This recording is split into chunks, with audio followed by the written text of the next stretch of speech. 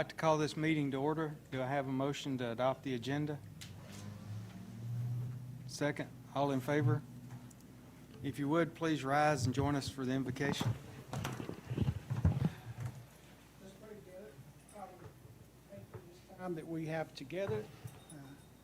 God, I pray you just give us wisdom as we make decisions for the boys and girls of the Hall County school system and what coming in the years to come. Thank you so much in Jesus' name. Amen. Amen. Please remain standing and join us as we have an opportunity to pledge allegiance to the flag of the United States of America.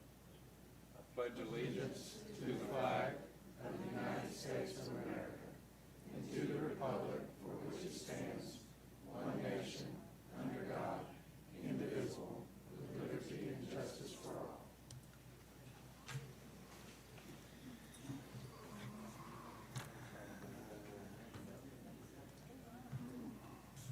We don't have any guests to recognize tonight, do we? No. Okay.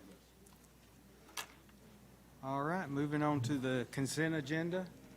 Do we have a motion to adopt the consent agenda? Second. All in favor?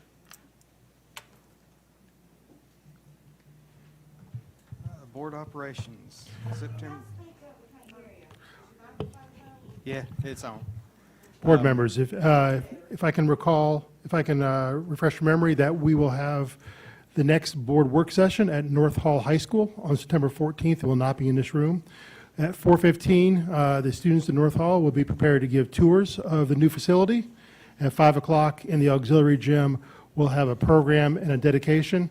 And pending good weather, we'll have the ribbon cutting with a very nice picture taken out in front of the new school, followed by the regular work session at approximately 5:45, whenever we're done with the ribbon cutting in the Learning Commons, followed by board training. So that will be next time we'll gather will be September 14th at North Hall High School.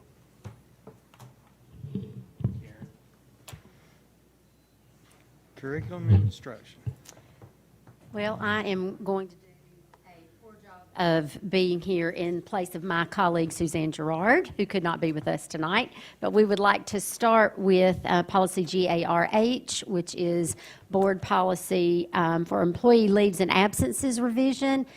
This has been on the table since our July work session, and this revision is to cover recent changes in state law that gives employees up to 5 days of personal leave out of their allotted sick leave for the year, and then also adds maternal birth leave per state legislation, so that women who have given birth can take 15 days immediately following the birth of a child and have that as paid leave.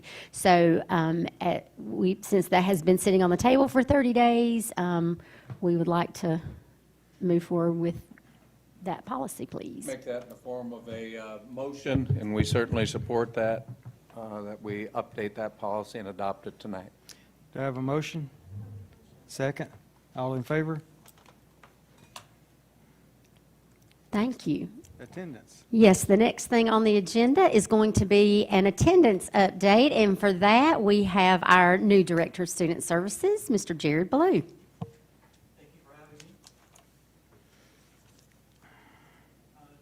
The document in front of you. I just wanted to go over a couple of quick things. First and foremost, just want to let you know what chronic absenteeism is for those of you that you may not know.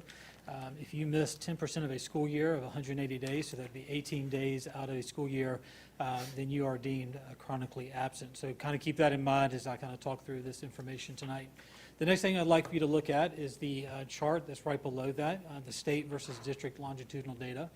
And so some good news there, as you can see, going back all the way from 2023 up to 2026. So this is post-COVID, of course.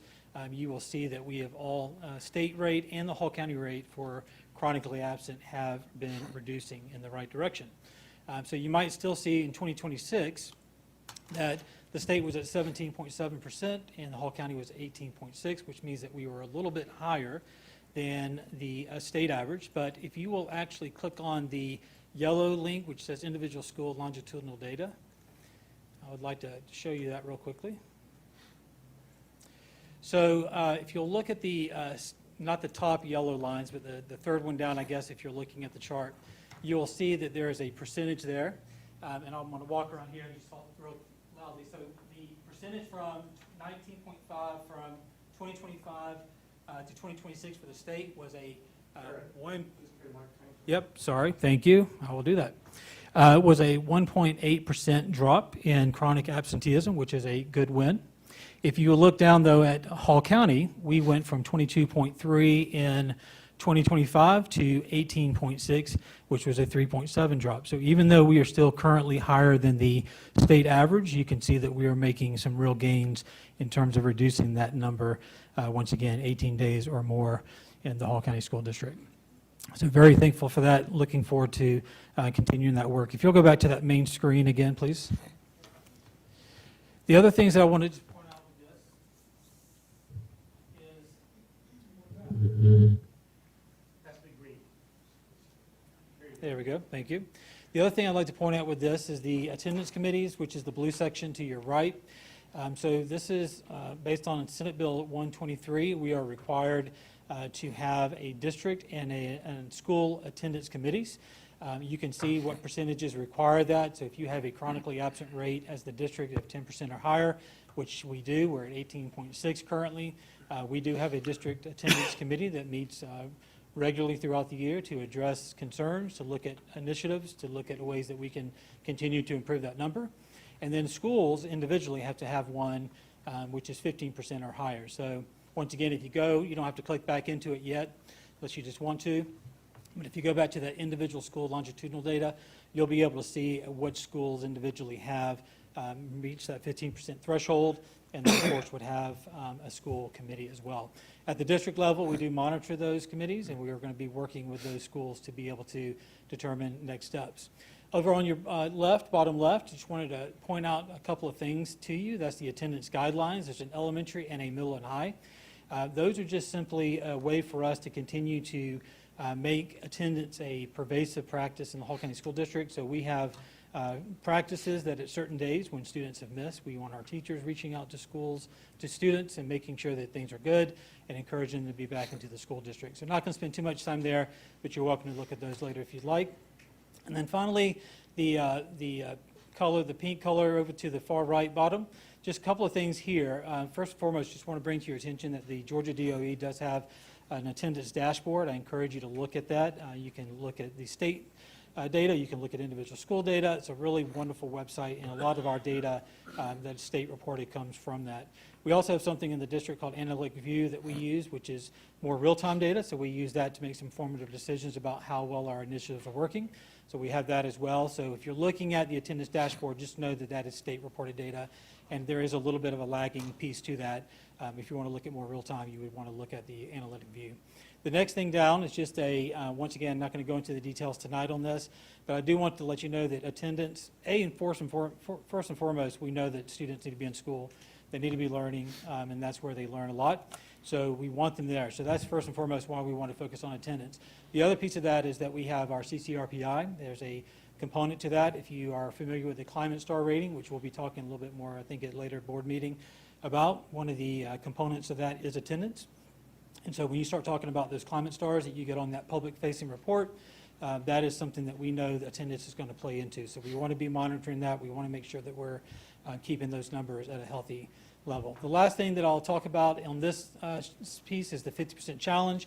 Once again, that is a link if you want to go to it. Georgia is one of the few states that has elected to be a part of this initiative, the 50% challenge. And that is that within 5 years, we will cut our chronic absenteeism rate in half. So that is an ambitious goal, something that we would love to be able to see happen in the state of Georgia, something we'd love to see happen in Hall County. And so we know that attendance is not just a singular initiative.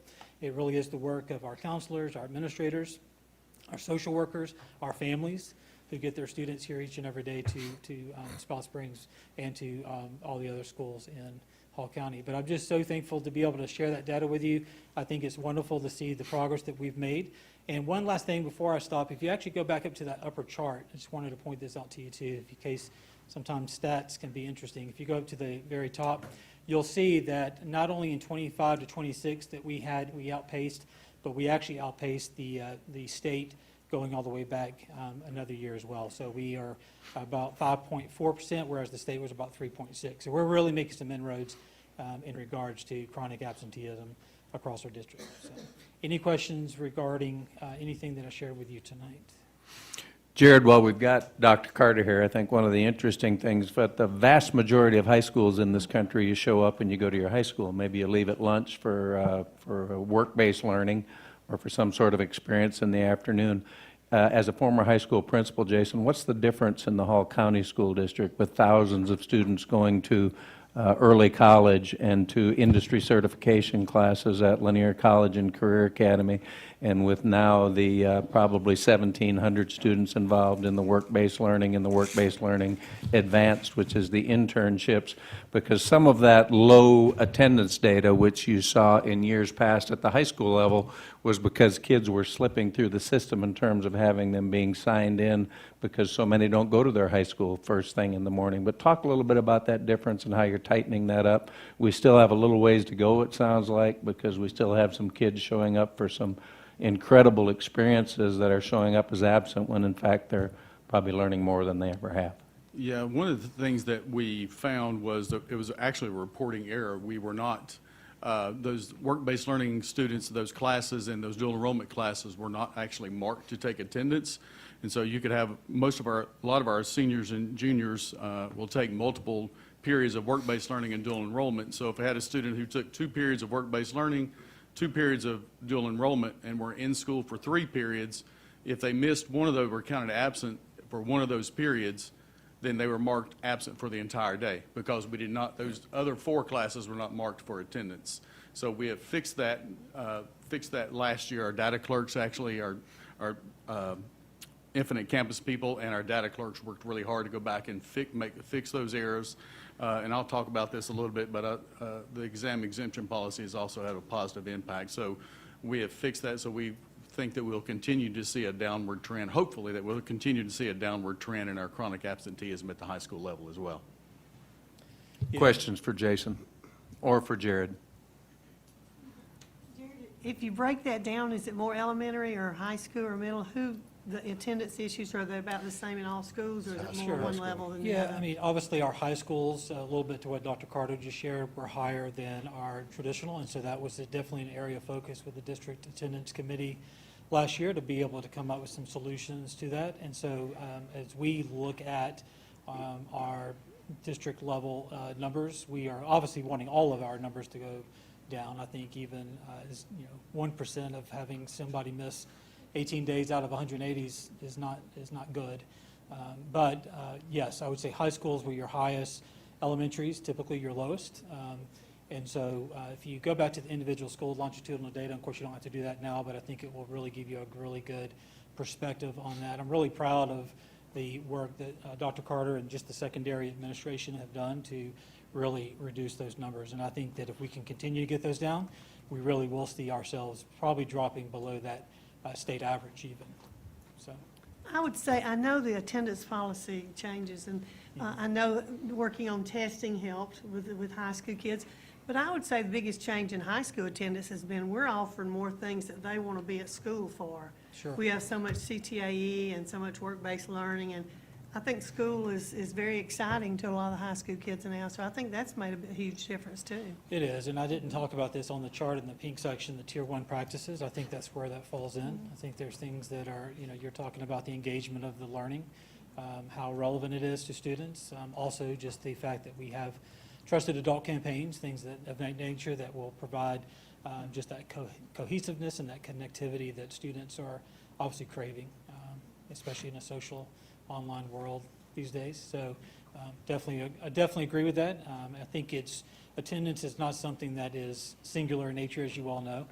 It's multifaceted, and I think that's even including families that are invested in education and want to see students, their children, their personal children, grow and mature, and knowing that school is a great place for that to happen. So we really, it's all hands on deck. I really am appreciative of just all the different populations of people that see this as a need, the state, including the state, seeing that it was a need for us to, that COVID really put a real impact on attendance. There was a point during COVID, we couldn't even decide what present and absent meant. So we really have come a long way, and I'm really proud of the numbers. So.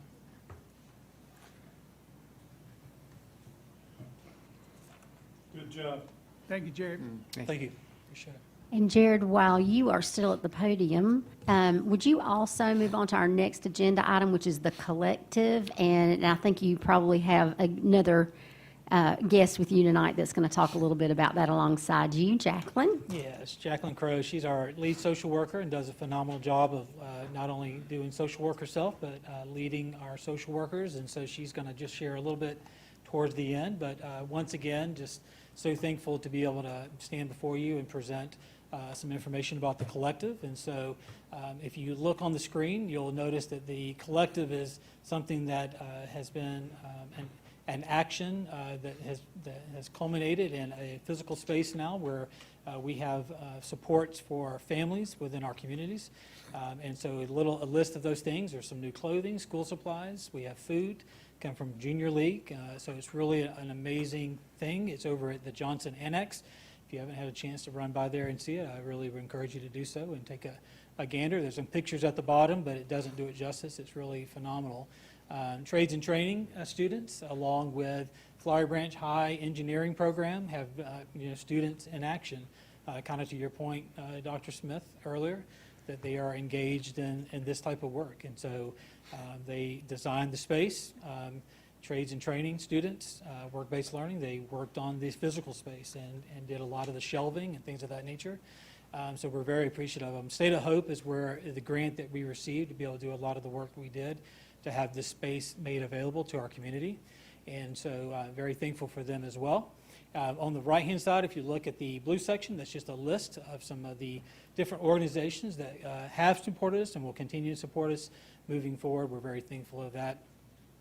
And then the very bottom, I just wanted to let you know that Jacqueline, she came up with a great idea of opening this up for our bus drivers. And so they were able to come about a week ago, Jacqueline, a week and a half ago?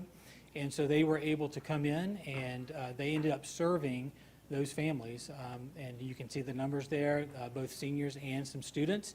And we're almost able to collect about 2,300 pounds of food that they were able to take back into their homes to feed and support those families. So we're very excited about that. We're looking to have some other events down there. The pictures that's actually the flyer on the right that we sent out, and then a little thank you letter from that group of community members that we're very thankful for that opportunity. And so the collective is just another wonderful resource within our district. We are going to continue to look at how we can grow it and maintain it and make sure that it's serving the right people within our community. So with that being said, Jacqueline, what would you like to share?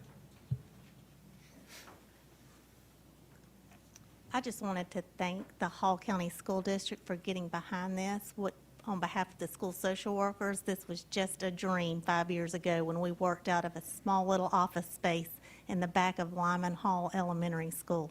That was our food pantry, and we knew if we wanted to reach the community, we were going to have a larger space outside of a school.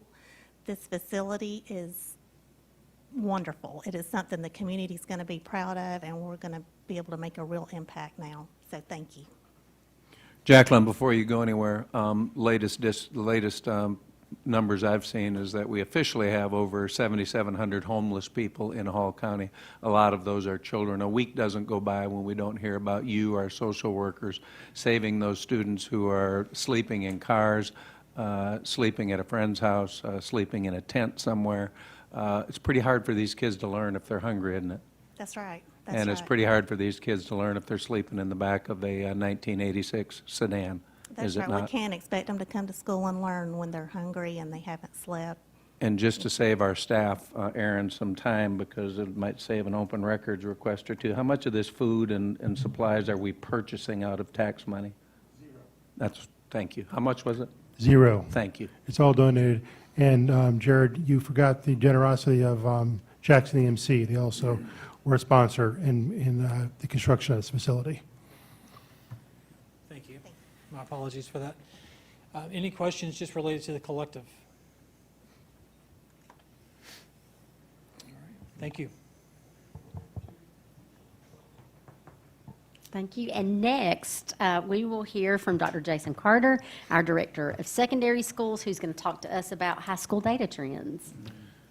Yeah, I just wanted to kind of bring you an update, not only from last year, but we'll talk about some trends over the last 3 years. So in the first box up there, you'll see from 24 to 25, our graduation rate increased. And if you look at the little blue box down below, last year's seniors were 8th graders in 2022, and you see the number there, 2,288. And then our graduates this past year were 2,090. Now, we know that some of those students left us, some more students came in, but looking at that, we're hopeful that our graduation rate is going to be around 91%. That's what we're hoping, so we're looking for another increase, just looking at the number of 8th graders we had versus the number of graduates that we had.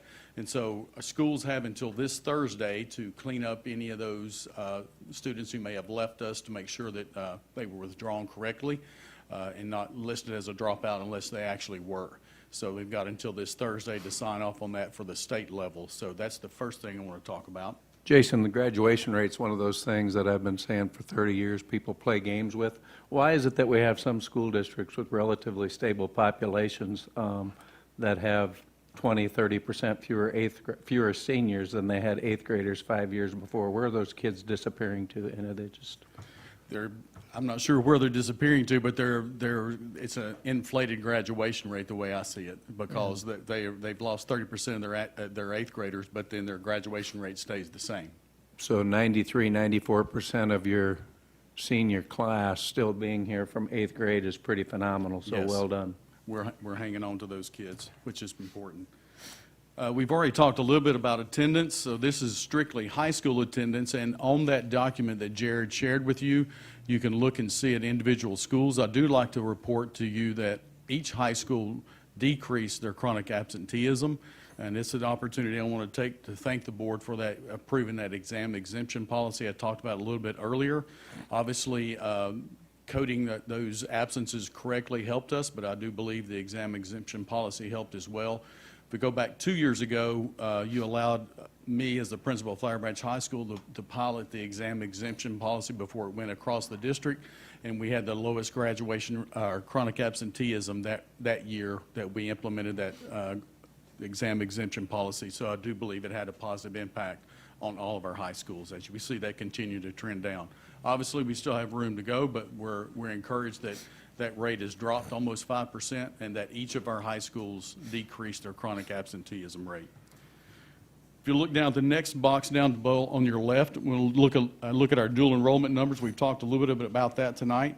As you see there, from 25 to 26, we increased the number of credits earned, but we also increased our pass rate by over 4%. And so it's encouraging that we have more students earning more credits, but it's also really encouraging that our pass rate is not only staying steady, but is increasing and going up. Jason, if you just camp on that for a minute. Yep. It's my understanding that 35% of freshmen in the university system in Georgia fail at least one class. You're telling me that our high school students who earned 3,200 university credits as high school students passed at a rate of almost 98%? That is correct, and a lot of those are attempting a college class for the first time, and may be the first one to attempt a college class in their family. And so, As a matter of fact, 45% of your early college students are first-generation college goers, so it's not just individual success, it's generational change for entire families. So Yeah. once again, well done. We did have one graduate this past year with 36 hours credit, one student. it's incredible. Yeah, it saves family money too. And then continue with that trend, if we look at our AP exams, we had an increase of almost 600 exams given, and we also increased our pass rate to 70%. So 3,000 exams given, and we're still trending upward on it as far as those exams being passed. And so again, more exams given, you sometimes expect that rate to drop slightly, but instead we increased it as well. Jason, we've only tracked that for 15 years, and I remember the pass rate was 27% 15 years ago. People hearken back to the day when things were so good.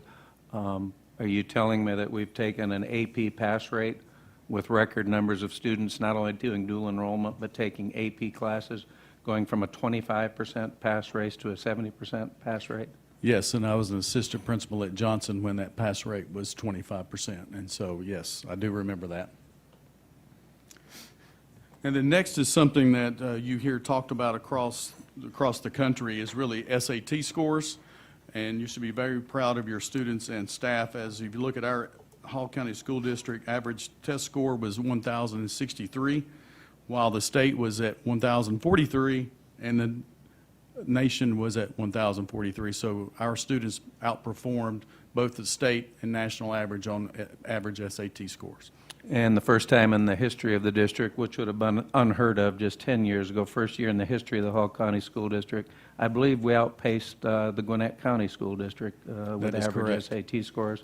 The 2026 scores are embargoed. I've seen them, and it's safe to say you're going to see even more that you haven't seen anything yet. It's pretty incredible. That's So once awesome. again. Good. And then the last line down there, so EOC performance, so you're going to see some stay the same, you're going to see some increase, and you're going to see some decrease. So if you look at our algebra scores, we had a jump from 24 to 25, and then we stayed the same last year at 39% pass rate. Our biology scores continue to increase from 38 to 40 and 43, so that's a 3% increase. However, we are seeing a little bit of a decline in our U.S. history scores. That has gone down 2%. So overall, if you look at them, all three of them, we're up about 1%. You will not see ELA scores there yet. Those scores we're expecting to get back in December. If you recall, they had a standards change, and so they're norming those tests and those scores. And the state has let us know we will not see those scores until December. So at that point, myself or Ms. Gerard will do an update there. I do want to speak just a little bit about U.S. history and some things we have for all of our schools. So one of the things to keep in mind with those U.S. history scores, our dual enrollment students who take U.S. history through dual enrollment, and our AP U.S. history students who take AP U.S. history, and our IB students who take the IB of the Americas do not take the U.S. history EOC. It's a state board rule. They're not allowed to take that. So you look at our dual enrollment pass rate up there. You look at our AP scores, and which I'm going to go over next, our IB pass rate, and those students are not even calculated into that U.S. history EOC score. That's not an excuse. We're going to work on it, but just wanted to make sure that you guys were aware that those students are not even into this calculation. One of the things that we talked with our high school principals last week, we have some bright spots in each one of these EOC groups from different schools.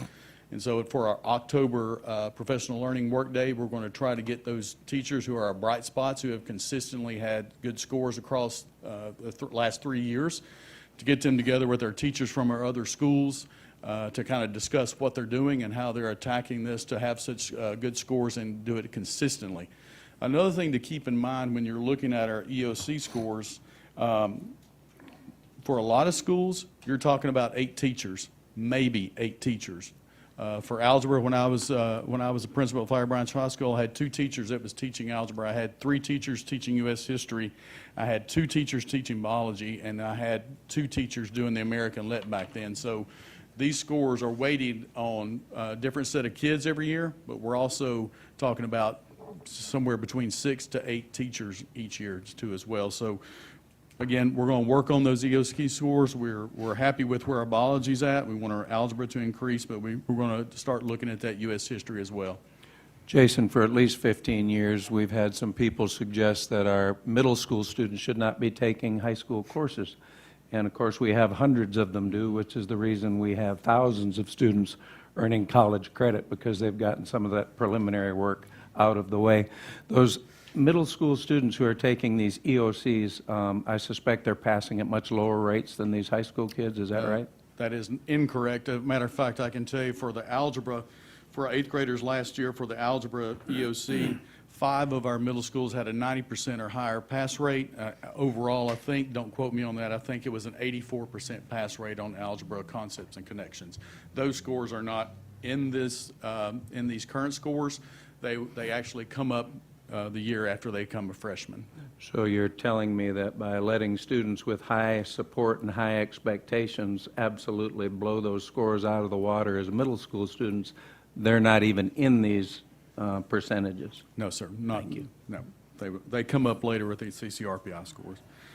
And so the last two categories, but not the least, if you look at our IB diploma program, we gave 126 more exams last year and increased the pass rate by 9%. That's just really just unheard of, that we have that many exams taken and increased it by 9%. And then if you also, the last box there, our CTAEs, we had 60 more pathway completers, and we increased by almost 10% the pass of the credential evaluation. That is the test that they take at the end of their pathway. And not only are we having more pathway completers, but they're also increasing their pass rate on those end of pathway tests. Before you ask Jason any questions that you might have, accurate information matters. Last week at your budget hearing, you heard individual in public comment tell you that every one of your high schools was going backwards. I find it hard to believe, looking at this, you can argue anything except that our high schools have never been stronger. I apologize for that. Once again, we'll continue to put out accurate information so that individuals are not misled. Jason, thank you. Thank you to our high school people. Most of all, thank you to our families and our high school students who are working so hard. Absolutely. And it just hurt my heart last week when those had to hear that online, some sort of suggestion that your high schools weren't doing well. So thank you. All right. And the last thing in this section of the board agenda for tonight are field trips. We do not have any that require board approval tonight because they're all in the calendar year 27. However, if there are questions that you have about any of these, I'll be happy to get answers for those for you before we ask for them to be approved. So no need to approve any of those? Not tonight. Any additional questions for teaching and learning before the chairman moves on? If not, we'll move on to the financial management. I guess that would be Jonathan. Yes, sir. This is an interim financial report for the month of July. This is based on the continuous spending resolution that was passed at the end of June. So the numbers that you see there in that appropriated budget date are based on, as it says in the resolution, as required by law, 1/12 of last year's final ending budget. So you'll see those numbers in there and what has been spent to date. If you have any questions, just let me know. Jonathan, Fair to say that with accruals involved in this at this point of the year, that those numbers are not as meaningful as you'd like them to be? It'll be a couple months before we get back on track? Yes, sir. The September report is usually the big one. Thank you. All right, who's handling the facility? I guess Aaron? It is me, yes. Okay. All right, so before you are splosh requests. 3 of them were brought to you 2 weeks ago. That is the Chesty High School re-roof for the building fondly referred to as wrestling building. It's actually closer to Sardis. You see the re-roof for student services and then the technology renovations at LCCA. 3 more that Matt emailed you about already is Spout Springs Elementary School site improvements. As you've approved previously, Hope for Hall is about to begin the process of our next inclusive playground at that school, and part of this will be to relocate some of the existing playground equipment and create a second playground for the students at Spout Springs in addition to the inclusive playground, and Jared can probably cite how important a second playground is for that facility. The second one is an item that is not in the general fund this year. It is the district-wide HVAC replace. Mallory, will you please pull up the spreadsheet, please? We came to you and asked you for $250,000 and said we would bring you line-by-line item accounting of where it went, and here's where it has gone. This, again, was not in the general fund request this year. As you can see, we're down under $24,000, and we have an additional request for additional $250,000. And again, Matt will bring this sort of report to you when the next $250,000 is exhausted. And frankly, without SPLOST, we'd have a lot of kids in a lot of hot classrooms right now. And the final thing is, again, an item that is not in the general fund this year. It is, we got a splash request for $90,000 for design and professional services. And these are services provided by architects or engineers for assessment of potential properties, property surveys, Phase 1 and risk hazard assessments, appraisals, DOE phase-out studies. So for an example, what that would be is we need to take a look at Spout Springs, and we need to figure out, where are we going to potentially put a addition on that property? How are we going to continue to relieve the traffic that's sitting on Spout Springs Road? So this is the work that happens before a project becomes a project to see if it's even feasible. Once again, Aaron, correct me if I'm wrong, but you do come back with a spreadsheet, much We like do. you just did, and show the board exactly where that went. Thank you for the AC, having those units and some of those parts in the maintenance warehouse. Not only saves time, it saves money, and it saves an awful lot of cost of doing business with workers going back and forth Yes. to parts houses. So Yes. thank you very much, and thank you to the board. Do I have a motion to approve these funds? Second. All in favor?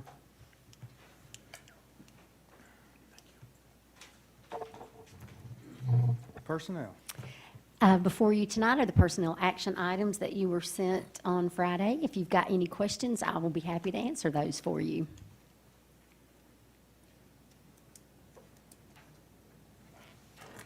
We good If right not- now? We have any openings? Or are we full? We are still holding that one opening, and so that, I am so happy that that's where, because, in a district that has about 2,500 teachers, to have only one opening is just about unheard of.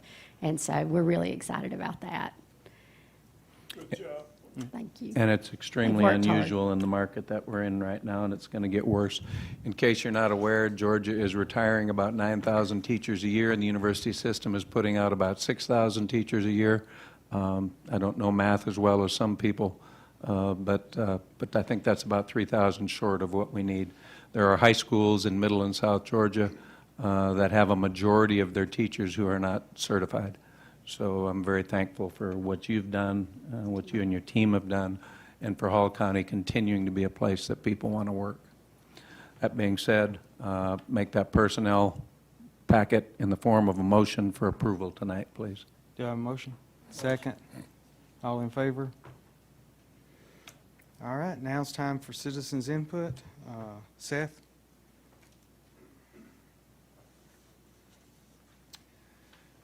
I'd like to thank the board and the staff for all you're doing for our kids. It's so great to hear so many positive things about what's happening in Hall County. I appreciate it. And I know I'm not supposed to call anybody out, but Bill Thompson is about ready to retire. And I had 5 great years working and coaching with Bill at Johnson High School. That was in the 1980s.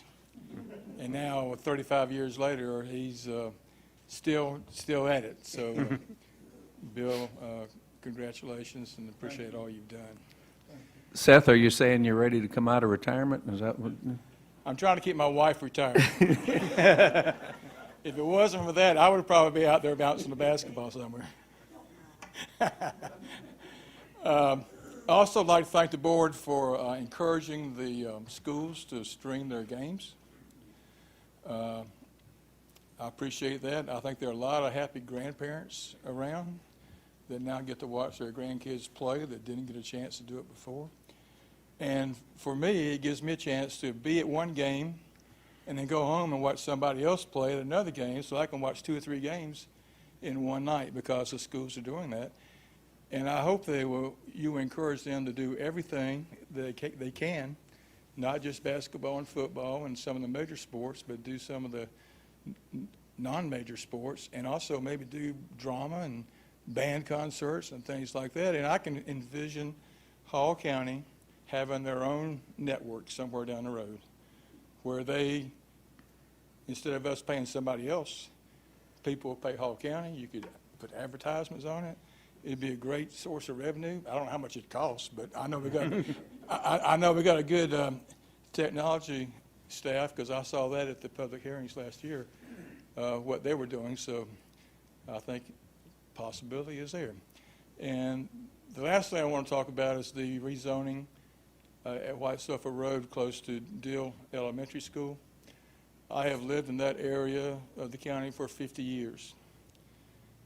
And heavy industrial is just not a good fit to be that close to a church, that close to a school. You got Airline Baptist, you got Deal Elementary, you got the YMCA, you've got Lanier Tech, and thousands of residents that live pretty close to that location. And heavy industrial is just not a good fit. I would appreciate it if the school board would take a stance opposing heavy industrial, and maybe have somebody represent you at the public hearing, which I think is September the 10th.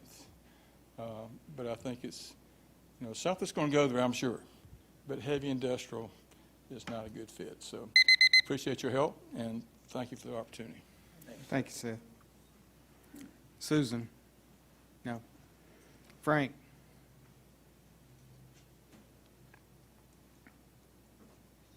If anyone notices icicles forming on my head, I took my hat off.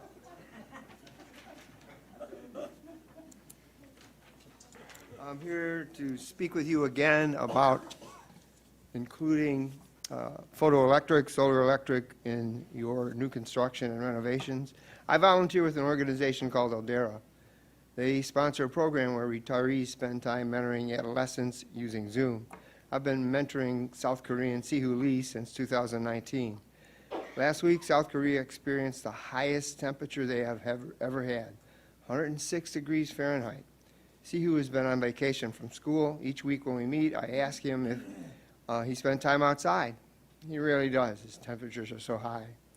Illinois has seen at least 207 tornadoes so far this year. That's hard to say, said the director of the Center for Interdisciplinary Research on Convective Storms at Northern Illinois University. That's a new state annual record and more than 3 times the state's current 20-year average, according to federal data. How much does that make insurance rates rise? I heard this morning that personal insurance rates, health insurance rates, are increasing by 9%. The extreme heat across the U.S. this summer has broken records, according to a new report from federal forecasters. In July, temperatures were hotter than average across almost the entire lower 48 states. On average, it was 3 degrees hotter than normal, according to a report from the National Oceanic and Atmospheric Administration. That set a new record, making it the warmest July in the U.S. in 132 years of record keeping. The heat waves roiling Western Europe this summer toppled an average temperature record for the June-July period set in 2022, according to the European Climate Agency Copernicus. The extreme heat began in May and has contributed to wildfires, prolonged drought, and new national temperature records across the region, as well as thousands of projected heat-related deaths. You are about to begin the second 5 years of your 10-year construction and renovation plan. You need to make sure that you take action to protect all of us instead of just continuing to pay to damage our environment. Thank you, Frank. All right, motion to adjourn the regular meeting. Second. All in favor? We'll take a brief recess and come back at 6 o'clock for the budget hearing.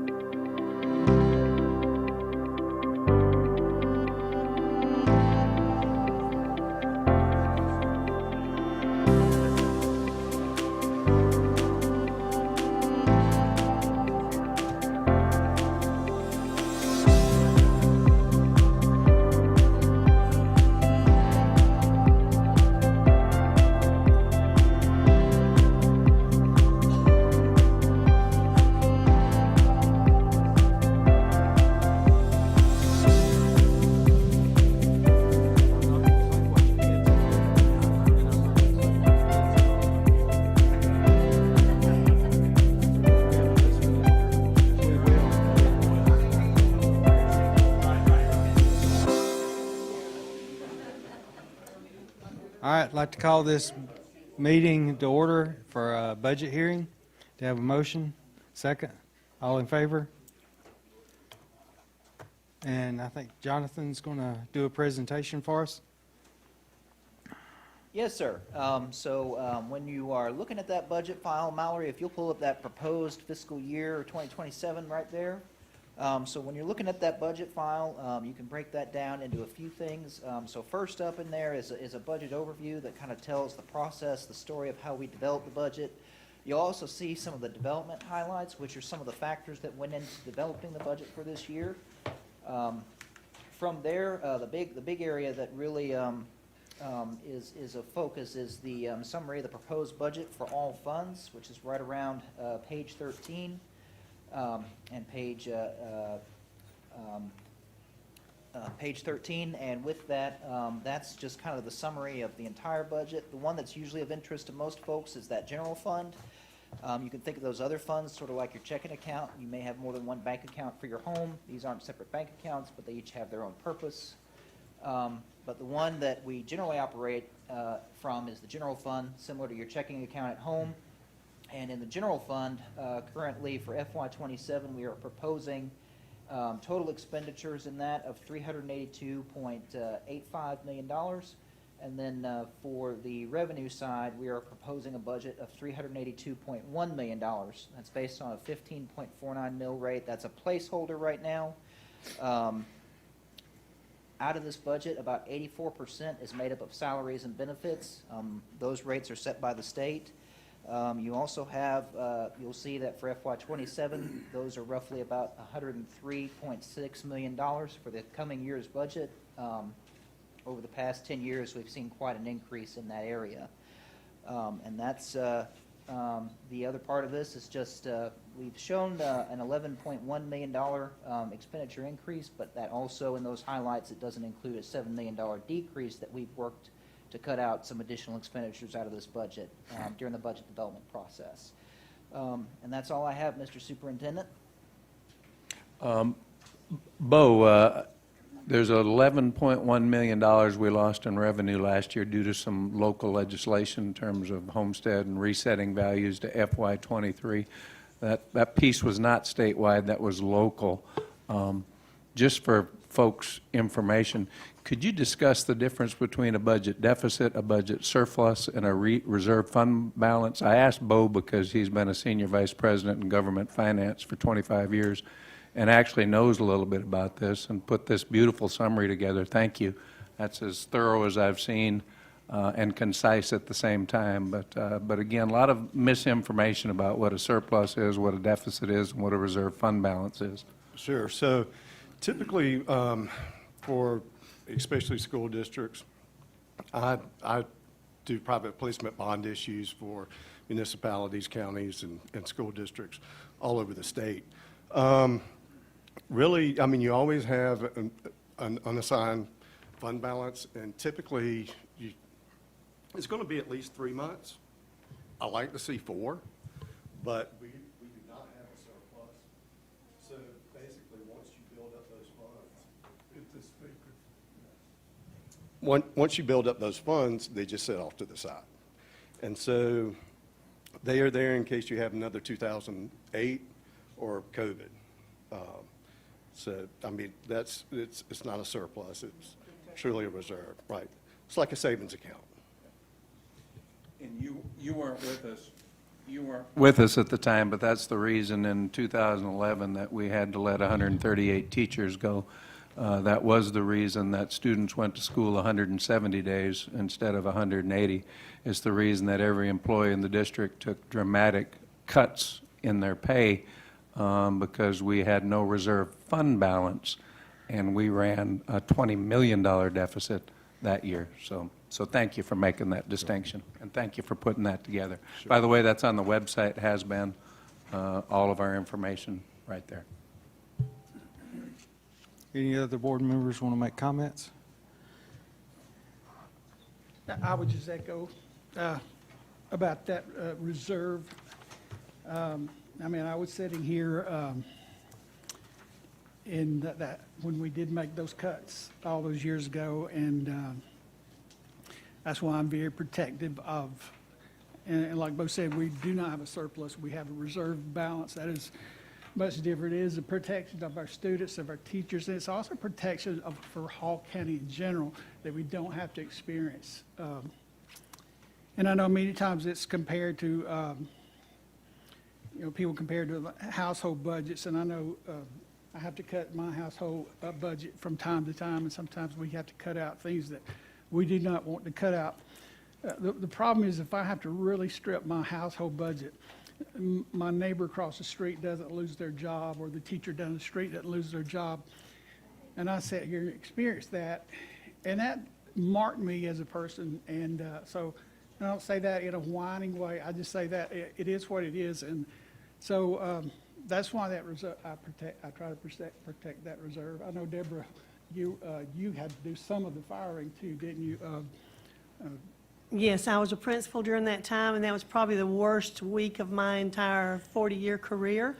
I had to sit at a principal's desk and tell teachers sitting across from me that they no longer had a job. And they were teachers that had done a fabulous job for me and deserved to be there, but that was just one of the things we had to do. And I also had to tell parents, we're not having school the number of days we normally do. We don't have the money, we're out. And we can't do that again, guys. These kids have been through, we've just come out of COVID. So in their educational career, they've had a big knock already. If we went through another financial time where we lost teachers and school days, I don't know what it would do to kids. I think they deserve better than that. They need to know that we're here for them and we're going to have school no matter what. And teachers need to know we're struggling to get teachers already. They need to know that when times get tough, we're not going to get rid of them. And we've already done that once, and one more time we do that, I don't know what it will do to the field of education, I really don't, but hoping we won't do that. We do need a reserve so that when tough times may get worse than they are now, that we've got money there to keep the school rolling. That's the thing, the system rolling. I was a principal at Chester T. High School when we had to make those cuts.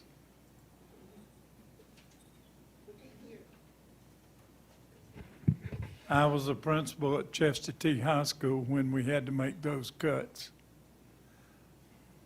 It was heartbreaking. It was heartbreaking. I mean, these folks had worked for years to begin their careers. And whatever career y'all are in, you worked hard to get there. And then to all of a sudden have somebody tell you, I'm sorry, you don't have a job anymore. It's heartbreaking. It's heartbreaking knowing they're going home to tell their families, I don't have a job anymore. And I pray we never get in that situation again. And now we have to have some kind of insurance to cover those situations. Do we have a perfect system? No. But this is my 49th year, and this is the best we've ever had. I promise you, the best. Well, thank you. Thank you. So we'll go ahead and move on to citizens' input. Vicki?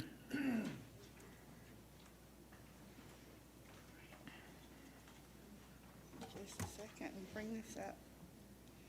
On behalf of the concerned citizens of Hall County, LLC, and the taxpayers of Hall County, we've now grown to 14,500 followers.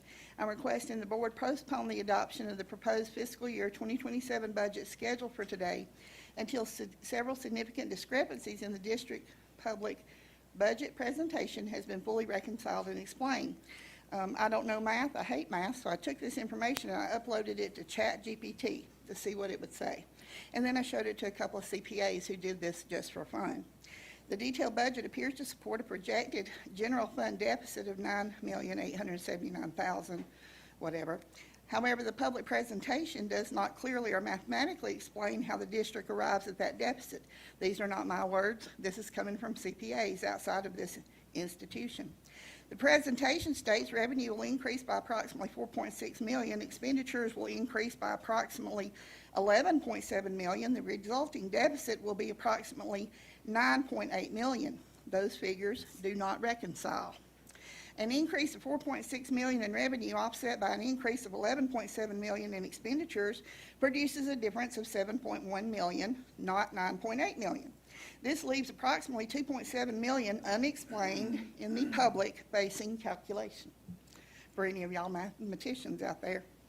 If the district is presenting an $11.7 million in gross new or increased costs, the public should also be known the public must also be shown the approximately $6.775 million in reductions, offsets, vacancies, transfers, or reclassifications that bring the net expenditure increase down to $4.925 million. The individual expenditure items displayed in the presentation also do not appear to total the stated $11.7 million. When the literacy coach funding offset is properly applied, the listed items appear to total approximately $10.32 million. If the gross literacy coach cost offset and the net total subtotal are all counted, the total is approximately $12.92 million. Neither the fund balance presentation raises, fund balance presentation raises an additional concern.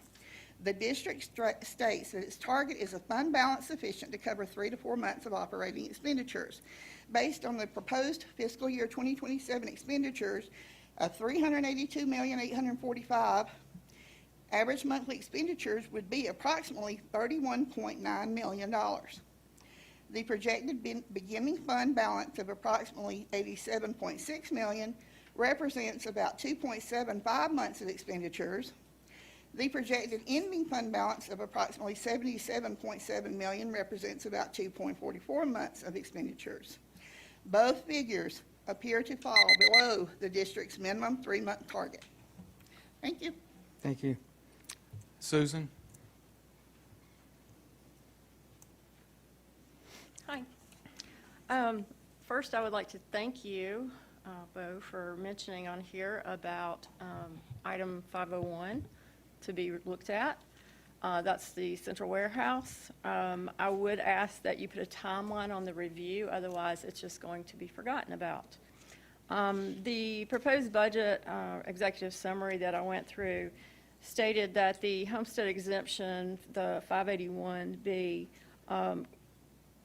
introduced or produced a lower property tax. But from your own data, where you did the 5-year history of the levy, in no year did the amount that was available to be used decreased. So this did not decrease, and that has already taken effect. Any other decrease that might come around with any vote that comes in November won't be effective until the FY28 year. So in planning for that one, instead of increasing the millage rate, I might suggest going deeper into the details of this budget and trying to find other ways to prevent that, to save your tax funding. Another thing that I was looking at here, in looking at this trajectory, I went and asked the tax commissioner for the net digest over the last few years, from 2019 through 2027. I got that data from her. Then I went to the Georgia Department of Audits and Accounts and looked at that. And this is the data that you reported to the state. So just to let you know, since 2019 until now, the property value that's taxable has increased 54.8% since 2019. This has increased. Saying that the millage rate has decreased is irrelevant because your increase of the values are where this is happening. Lowering the millage rate doesn't mean much when the increase is 54.8%. The second thing that I went through was the Department of Audits for the Hall County school system, and between 2019 and 2026, this is the amount that the property tax, the actual property tax that was collected, increased 41.7% since 2019. So I suggest that if you are going to specifically go with one of the two millage rates, you go with the lower one, because you are still coming out far ahead. Thank you. Thank you. Jody?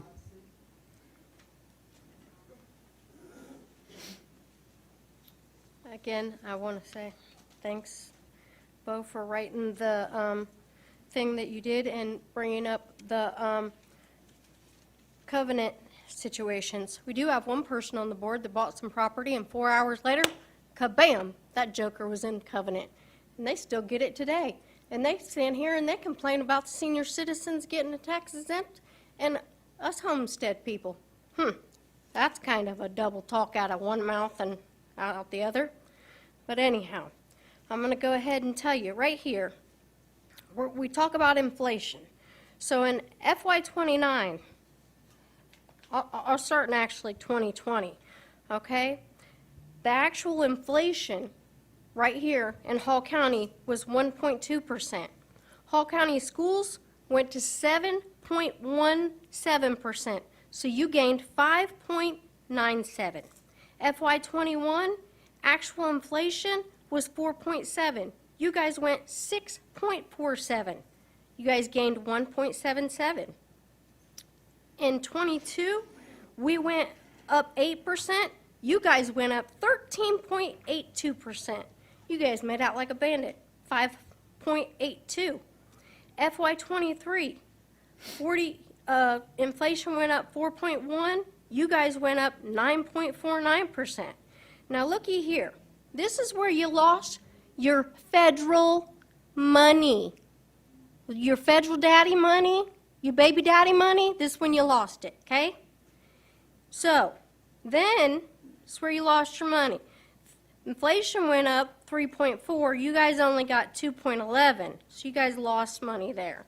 So, in FY25, inflation went up 2.5, and you guys only got 1.8. So you guys lost there. So FY26, we said, oh, can't have that. So inflation went up 2.3. You guys went up 3.67, and won another 1.37. So if you keep on this projected track, and all of you run on your conservative fiscal values. I've heard it. Can't wait for election time to hear it again. So if you guys keep on this track, by FY32, you will need $483.3 million to run this school if you keep on the track you're on. If you go on your conservative one, you'll need $4,466.3 million to do that. Like Susan said, if you keep it lower, you make more money, you make more revenue. And if you want to see here, you can see the years you lost your baby daddy money. Your baby daddy money was right here. And now you don't have baby daddy money, so you have to figure out a way to cut it out. No nails or hairdo, I guess. Thank you. Johnny?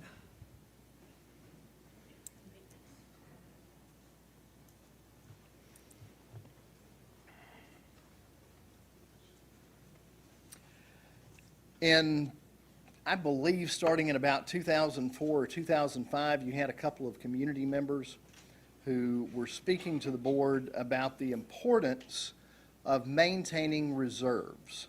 And at that point in time, the State Department of Education was smacking your hand for having any kind of reserves, essentially.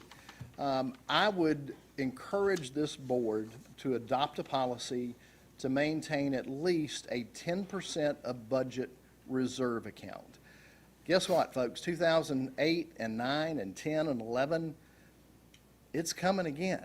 I don't know when, I don't know why, but it will happen again. And without those reserves, it's going to be another dark day at Black Rock for Hall County employees. That's item number one. Item number two, I would strongly encourage the board, its members, and the Hall County delegation of representatives to explore looking at funding state of Georgia schools not out of property taxes anymore, do it out of sales taxes. In the state of Georgia, I had a very bright friend who told me today that if we did this in Hall County, 40% of the funding for our schools would come from people who live outside of Hall County. And property owners in Hall County would no longer be footing the bill for everything. It is frankly unfair that people in the state of Georgia of a certain age no longer have to pay school property taxes anymore. It would be the same as if we said, okay, if I'm 18, 19, 20 years old, I shouldn't be having to pay Medicare taxes anymore because I'm not getting Medicare, if they would say. So they shouldn't have to pay Medicare if the older senior citizens are not going to pay school taxes. Encourage your representatives to look at a sales tax funding issue.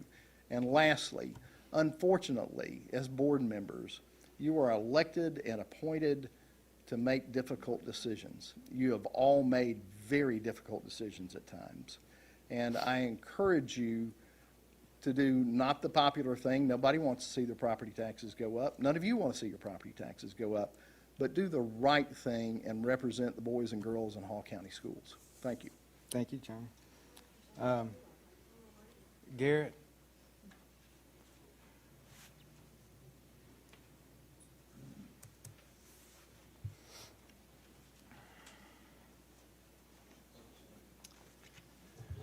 I appreciate the opportunity to be here tonight.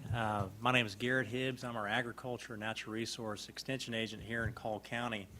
And primarily my position in the county is I work directly with our producers as a consultant, but in addition to those responsibilities, one of the things I do every single year is I have to collect all of the agricultural statistical data for the county in terms of our acreage, our crop production, livestock production, and then the importance that our commodities have for the economy, not only in our state, but here locally, and hope to share just a little bit of that information.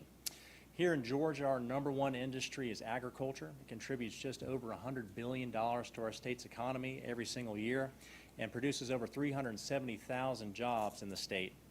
Of the 159 counties in Georgia, Hall County is number one in our agricultural economic output, has a value of $8.6 billion, which of that $100 billion is close to 9% of the total value.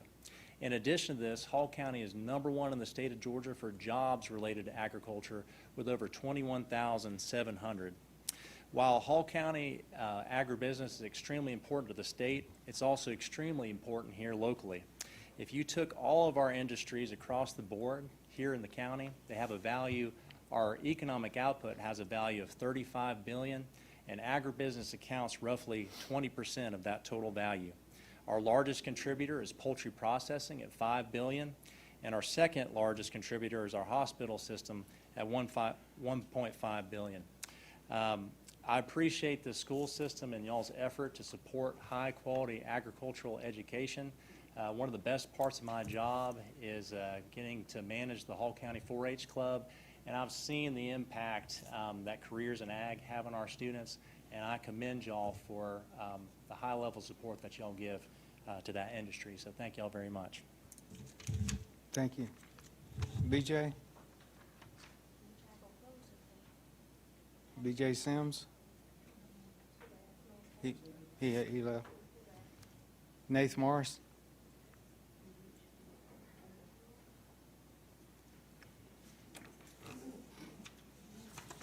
Thank you, Board, for this opportunity. I want to go quickly.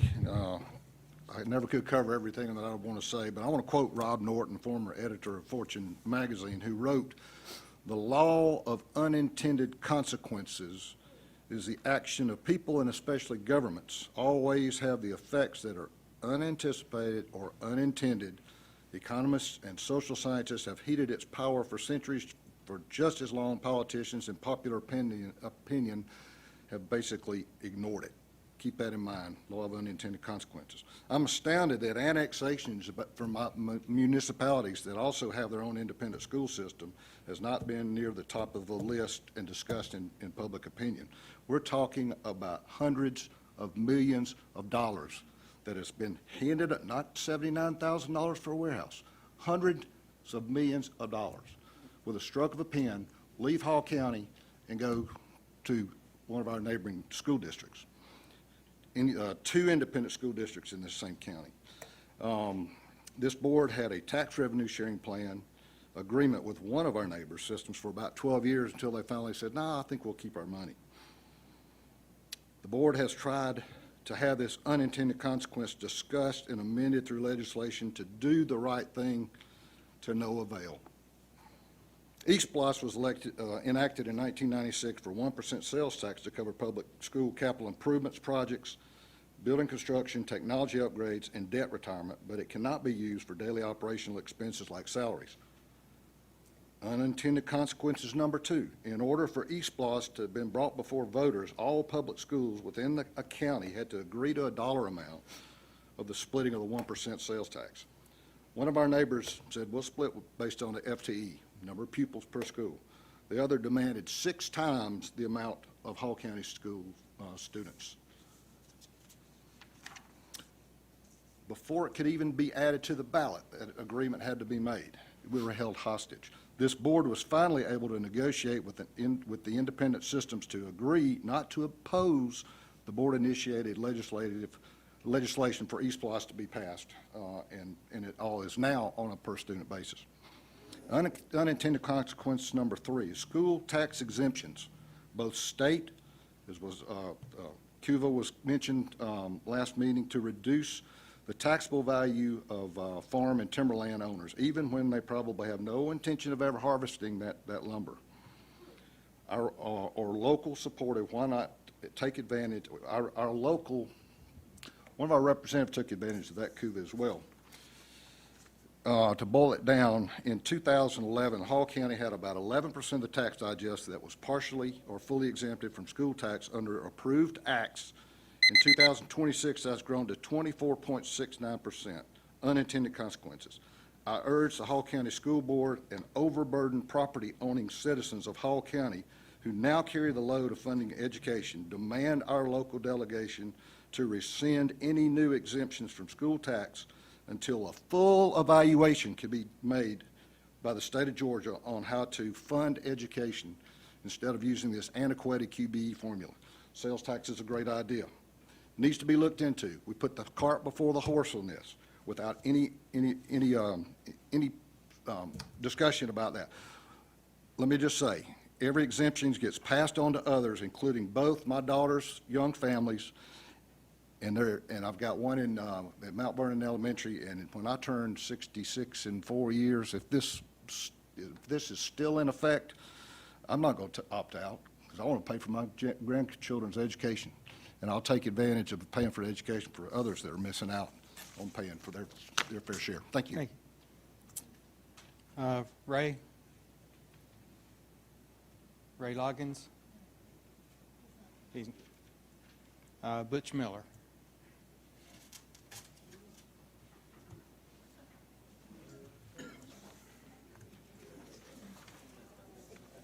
Thank you. 3 minutes? I'm not sure I can say anything in 3 minutes.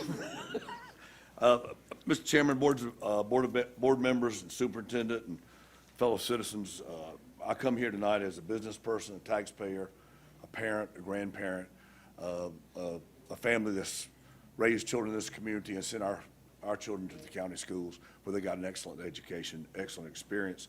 Even though 2 of our children had significant challenges, we didn't take them elsewhere. We got great service right here in Hall County. For roughly 20 years, this school system has ranked in the lowest 25 percentile of Georgia school systems in per pupil expenditures. In the latest published data, we were 22nd percentile.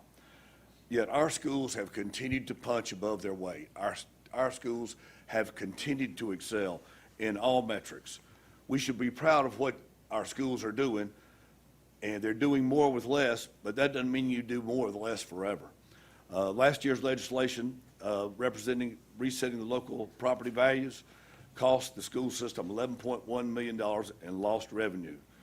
Now the board's considering increasing a bit from 14.9 to 15.49 mills. That's 1/2 of a mill. On a $300,000 home, it's $60 a year. It's $5 a month. It's 16 cents a day. Nobody, as I said earlier, nobody likes to pay more taxes, but sometimes we have to choose between paying what we need to pay to keep a system moving forward and preparing for our future. We all want to talk about economic development and quality of life and the future of our community, but how can we attract people to come here, doctors, engineers, entrepreneurs, business people, if they look at our school system and say, well, hey, they're behind the curve. I want my kids to go to a better school. That's not the case now, and we don't want it to be the case going forward. Quality growth and quality life isn't free. But as I said earlier, though, no one wants to pay more. And I'm in that bunch, I promise you. But how much is it going to cost me? Everybody wants to know, and what will it cost the county to adequately educate the next population of students, the next generation. I thank y'all for what you're doing. I know you've got tough decisions. I've been in a similar spot. And, but we've got to do what's best for our children, for the boys and girls of this community, and for our community as a whole. And I think y'all are on the right track. I just encourage you to stay the course and have the courage to do the right thing. And the right thing is rarely the easy thing. I got a second to spare. Thank you very much. Appreciate the opportunity to speak. And now that will complete the citizens' input part. We move on to adoption of the budget. I recommend the budget be approved as presented.